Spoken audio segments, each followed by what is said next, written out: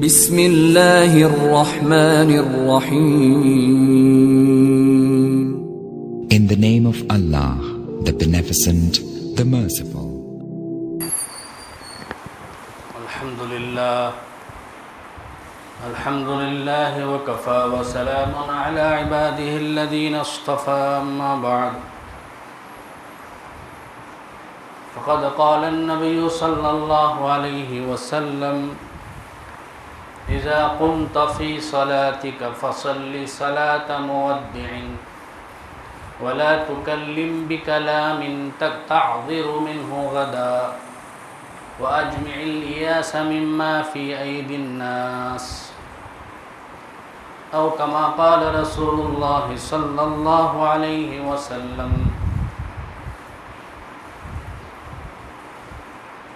محترم بزرگوں اور دوستو، میں نے آپ حضرات کے سامنے ایک چھوٹی سی حدیث پڑھی ہے.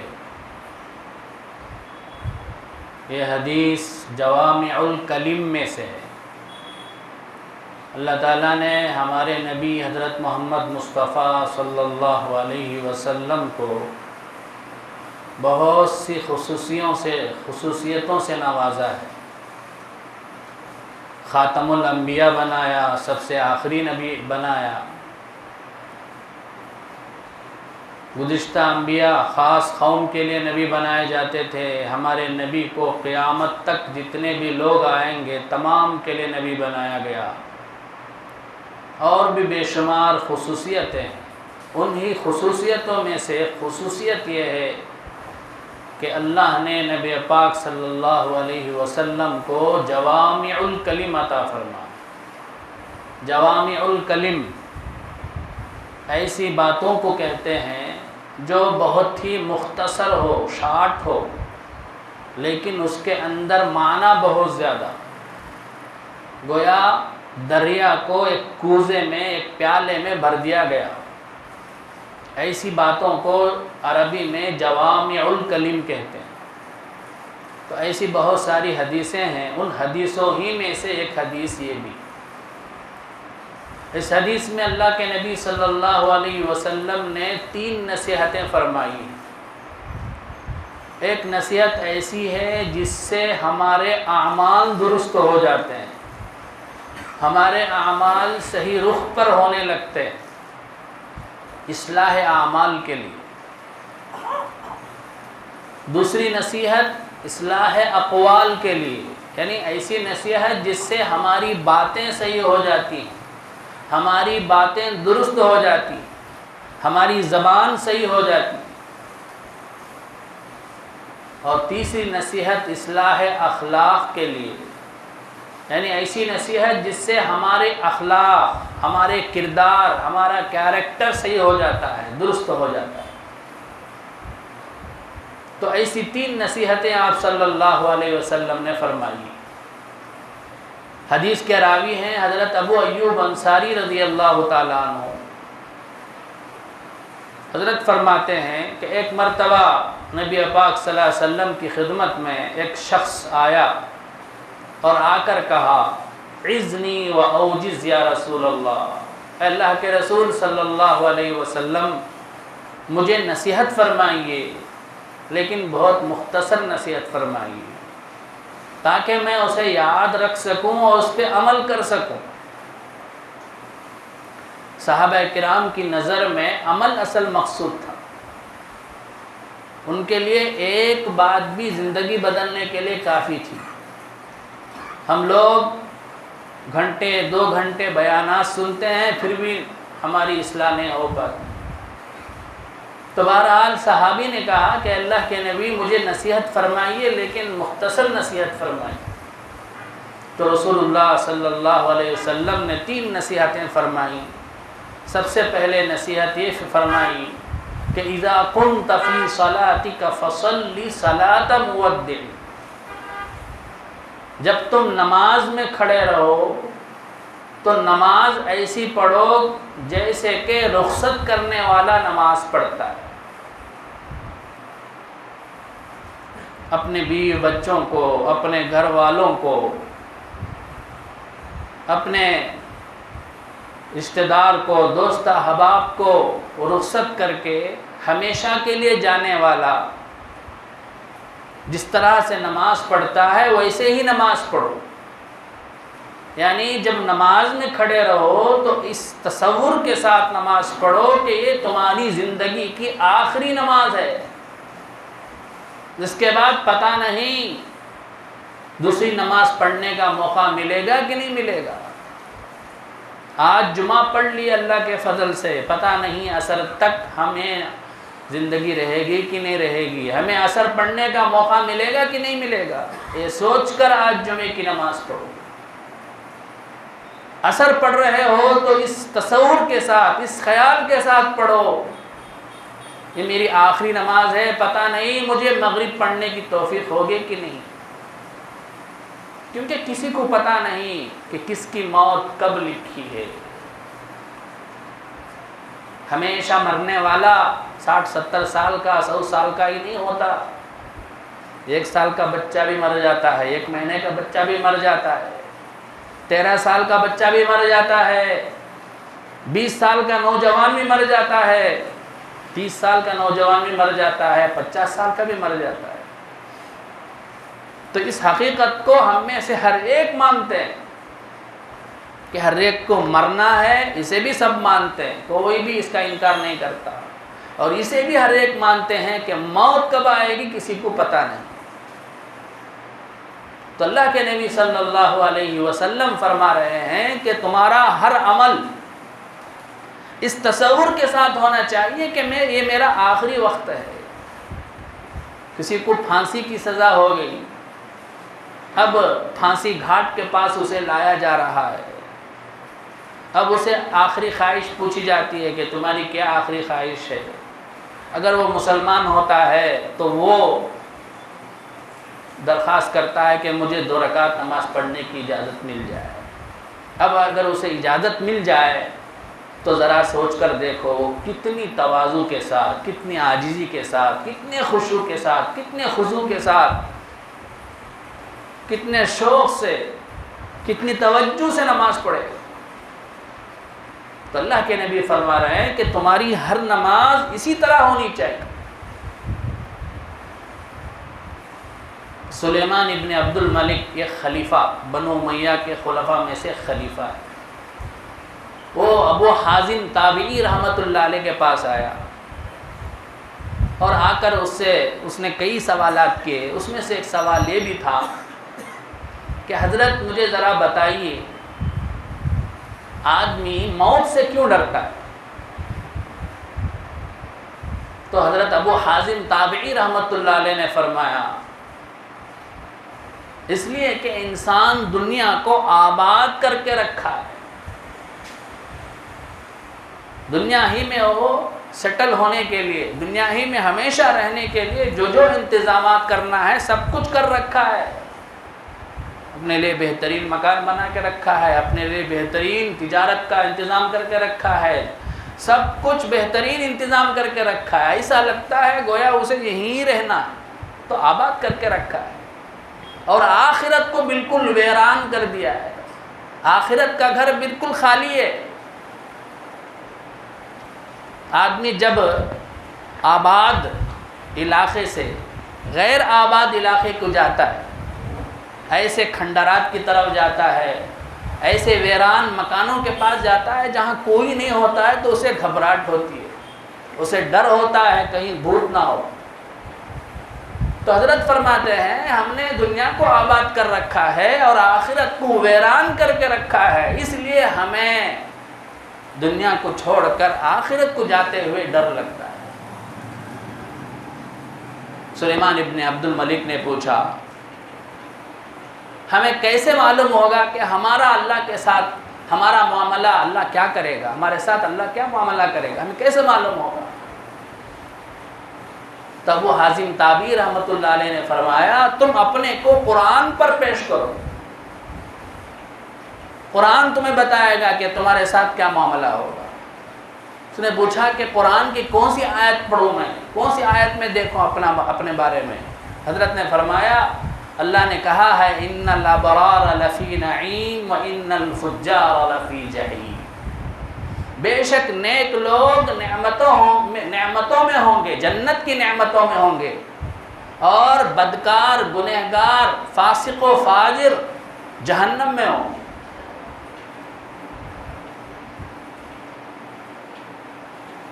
تو اب دیکھو تم لوگ ابرار میں سے ہو یا فجار میں سے ہو، نیک لوگوں میں سے ہو، برے لوگوں میں سے ہو۔ نیک لوگوں میں سے ہو تو تمہارے لیے جنت ہے، اگر تم برے لوگوں میں سے ہو تو تمہارے لیے جہنم ہے۔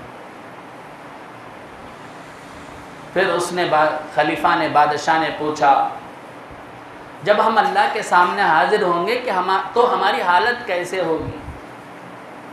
تو حضرت نے کہا ہم میں سے جو نیک ہوگا وہ ایسے حاضر ہوگا اللہ کے سامنے خوشی خوشی، جیسے کہ کوئی کئی دن کا مسافر اپنے گھر کو بیوی بچوں کے پاس لوٹ رہا،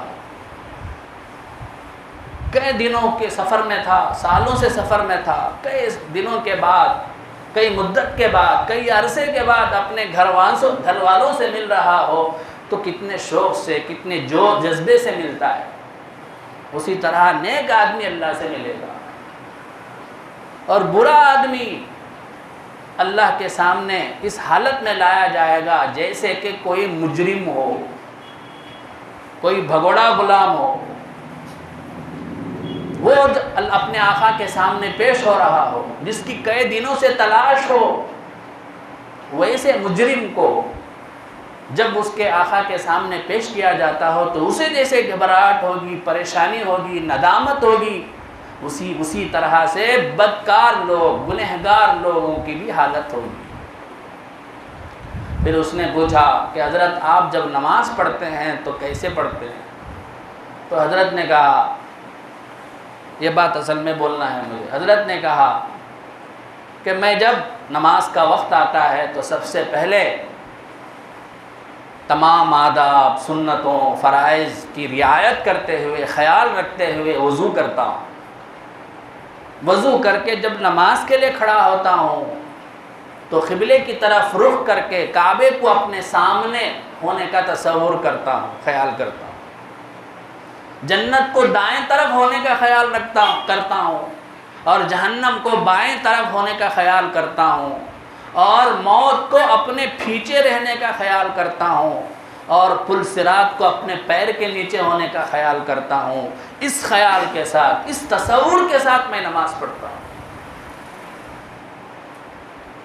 تو بزرگوں اور دوستو، یہ ہے فصلی صلاۃ مودی۔ تو یہ لوگ بزرگان دین تھے جو اللہ کے نبی صلی اللہ علیہ وسلم کے ارشاد پر ایسے عمل کرتے تھے۔ تو اس نے پوچھا کہ حضرت آپ ایسی نماز کتنے دنوں سے پڑھتے ہیں؟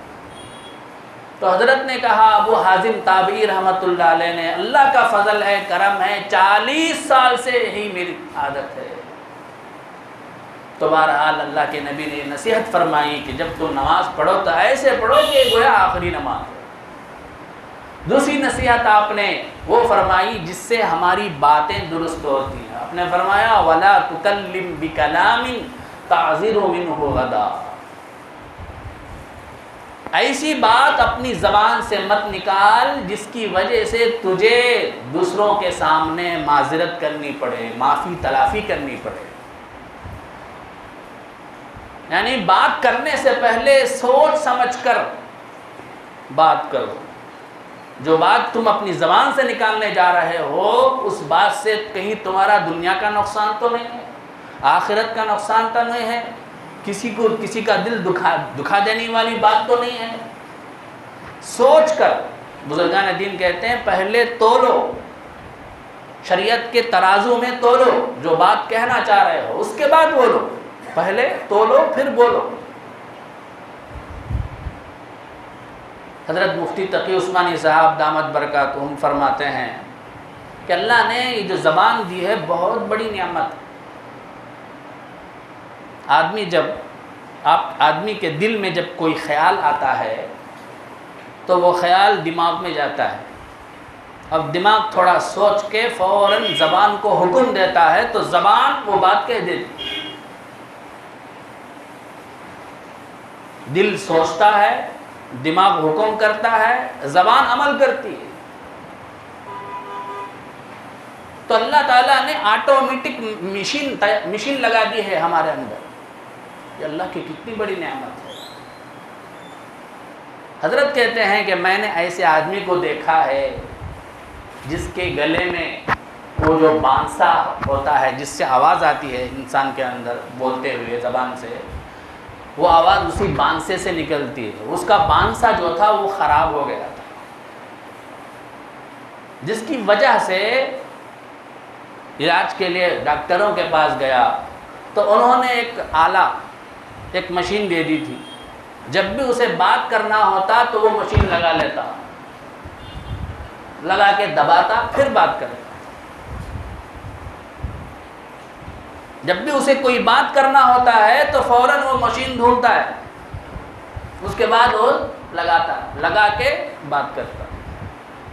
اور وہ جب لگا کے بات کرتا ہے تو ایسی آواز نکلتی ہے اس سے جیسے کسی جانور کی آواز. لوگوں کی بنائی ہوئی مشین ہے، اس سے کام ہوتا ہے، لیکن کیسے؟ جانوروں کی آواز. جب وہ بات کرتا ہے تو جو آس پاس بچے ہوتے ہیں وہ ہنسنے لگتے ہیں. میں نے ایسے آدمی کو بھی دیکھا ہے. تو اللہ کا کتنا بڑا کرم ہے کہ اللہ تعالیٰ آٹومیٹک طریقے سے ہم جو سوچتے ہیں وہ فوراً زبان نکال دیتا ہے. تو بزرگ اور دوستو، اس زبان کی قدر اتنی بڑی نعمت ہے، تو اس نعمت کی بڑی قدر یہ ہے کہ ہم اس زبان کو اسی جگہ استعمال کریں جہاں شریعت نے ہمیں استعمال کرنے کا حکم دیا.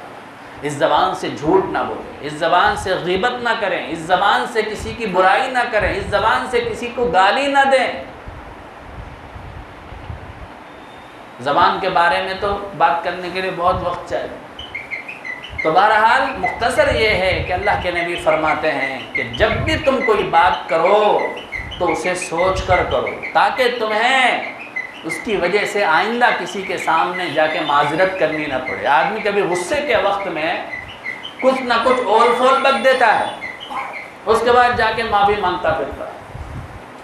مجھے معاف کر دو بھائی، میں غصے میں تھا، میں اپنے آپ میں نہیں تھا. بولنا پڑتا، معافی مانگنی پڑتی، جھکنا پڑتا. تو ایسی نوبت آنے ہی نہ دو. اس سے پہلے ہی ہر بات کو کرنے سے پہلے سوچو، اس کے بعد بولو. تو یہ مطلب ہے اس کا. تیسری نصیحت آپ صلی اللہ علیہ وسلم نے یہ فرمائی، وَأَجْمِعِ الْيَاسَ مِمَّا فِي أَيْدِي النَّاسِ. لوگوں کے ہاتھوں میں جو بھی ہو اس سے تم مکمل نا امید ہو جاؤ. لوگوں سے امید مت رکھو، امید صرف اللہ سے رکھو. استعنت فاستعن باللہ. مدد مانگو تو صرف اللہ سے مدد مانگو. اذا سألت فاسأل اللہ. جب کسی سے سوال کرو تو صرف اللہ سے سوال کرو، کیونکہ اللہ کی ذات ہی ایک ایسی ہے جو مانگنے سے ناراض نہیں ہوتا بلکہ نہ مانگنے سے ناراض ہوتا ہے. اللہ کے نبی نے ایک حدیث میں فرمایا، من لم يسأل اللہ یغضب علیہ. جو اللہ سے نہیں مانگتا اللہ اس سے ناراض ہو جاتا ہے. اللہ. دنیا والے تو، دنیا دار تو جب ان کے پاس بار بار جاتے ہیں، بار بار مانگتے ہیں تو وہ بیزار ہو جاتے ہیں، رکتا جاتے ہیں، ہمیں ذلت آمیز نگاہ سے دیکھتے ہیں، ہمیں حقارت آمیز نگاہ سے دیکھتے ہیں اور ہمیں حقارت کے ساتھ جواب دیتے ہیں. لیکن ہمارا اللہ ایسا ہے کہ ہم اس سے نہ مانگیں تو اللہ ہم سے ناراض ہوتا ہے. تو لوگوں سے امید مت رکھو. کسی کمپنی میں کام کر رہے ہیں تو کمپنی کا جو مینیجر ہے اس سے امید مت رکھو، کمپنی کے مالک سے امید مت رکھو، اللہ سے رکھو. اللہ ہی دینے والا ہے. اولاد ہے تو اولاد سے امید مت رکھو کہ اولاد ہمیں بوڑھا ہونے کے بعد ہمارا جو ہے بڑھاپے کا سہارا بنے گی، لاٹھی بنے گی. نہیں، اللہ سے امید رکھو، سب کچھ ہوگا. لوگوں سے امید رکھیں گے تو ناکامی ہاتھ میں آئے گی. تو بہرحال تیسری نصیحت آپ صلی اللہ علیہ وسلم نے یہ فرمائی کہ اے لوگو، تم لوگوں کے پاس جو بھی ہے اس سے مکمل نا امید ہو جاؤ، صرف اللہ سے امید رکھو. تو اللہ تعالیٰ تمہارا والی ہے، کارساز ہے، مولا ہے، مددگار ہے، وہ سب کچھ کرے. تو بہرحال 3 نصیحتیں آپ صلی اللہ علیہ وسلم نے فرمائیں. پہلی نصیحت یہ کہ جب تم نماز پڑھو تو ایسی پڑھو کہ گویا یہ آخری نماز ہے۔ اللہ ہم میں سے ہر ایک کو اسی نماز توفیق عطا فرمائے۔ اور دوسری نصیحت آپ نے یہ فرمائی کہ جب بھی کوئی بات کرو تو سوچ سمجھ کر بات کرو، تاکہ کسی کے سامنے بعد میں جا کے معذرت کرنی نہ پڑے، معافی تلافی نہ کرنی پڑے۔ اور تیسری نصیحت آپ صلی اللہ علیہ وسلم نے یہ فرمائی کہ لوگوں سے امیدیں اٹھا لو، لوگوں سے امید مت رکھو، دنیا کی چیزوں سے امید مت رکھو، امید صرف اللہ کی ذات سے رکھو۔ وَأَجْمِعِ الْيَاسَ مِمَّا فِي أَيْدِي النَّاسِ۔ یہ 3 نصیحتیں تھیں۔ اللہ تعالیٰ ان تینوں نصیحتوں پر ہمیں مکمل عمل کرنے کی توفیق عطا فرمائے۔ آمین وآخر دعوانا ان الحمد للہ رب العالمین۔